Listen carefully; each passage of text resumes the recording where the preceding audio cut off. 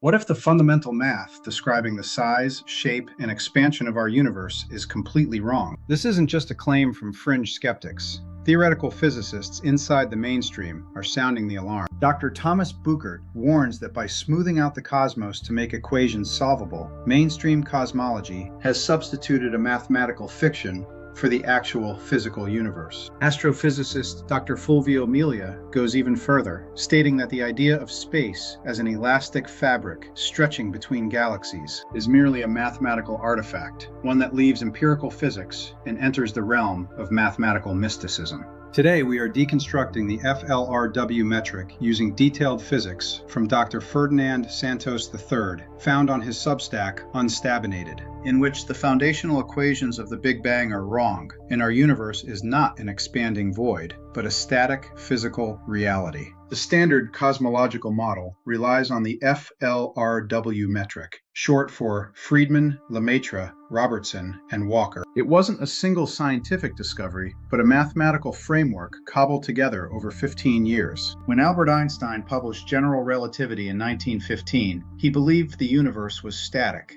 To force his equations to stay still, he inserted an artificial placeholder called the cosmological constant. In 1922, Russian meteorologist Alexander Friedman realized that if you removed Einstein's constant, the math naturally allowed for a universe that could move. 5 years later, Belgian priest Georges Lemaitre connected this moving math to astronomical observations, theorizing that if space is growing, running the clock backward leads to a primeval atom, the blueprint for the Big Bang. Finally, in the 1930s, mathematicians Howard Robertson and Arthur Walker locked this concept into a definitive geometric equation. But to make their equation work, they had to make a massive, unproven assumption. Einstein's field equations are notoriously complex nonlinear differential equations. If you try to calculate the gravity of the real universe, where massive, lumpy galaxy clusters sit right next to immense, empty voids, the math instantly breaks down. It is completely unsolvable. To bypass this, the authors of the FLRW metric invoked the cosmological principle. They pretended that if you zoom out far enough,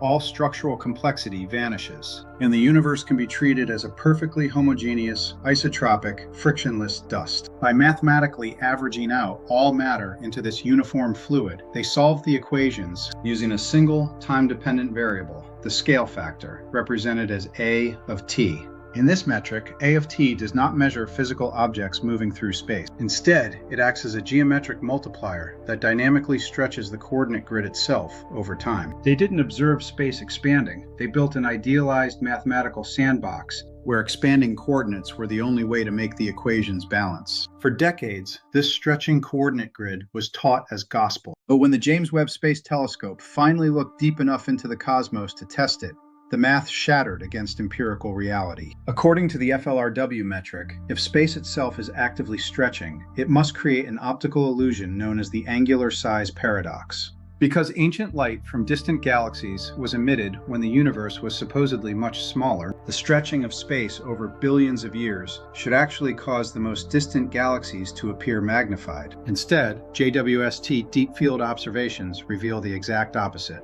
The most distant galaxies do not look magnified or blurry. They appear dramatically smaller, incredibly compact, and completely stable. The light behaves exactly as it would in a static, non-expanding Euclidean medium. The magnification predicted by the FLRW scale factor is entirely missing from physical data. Mainstream cosmology is caught in a fatal system error. Their equations require an expanding coordinate grid, but the raw geometry of the universe proves the background grid isn't moving at all. The FLRW metric is not an empirical observation of nature. It is a geometric template that substituted a mathematical fiction for physical reality. The universe is not an expanding void governed by chalkboard abstractions. It is a tangible, lumpy, structured reality. It is time to leave mathematical mysticism behind and return to real empirical physics.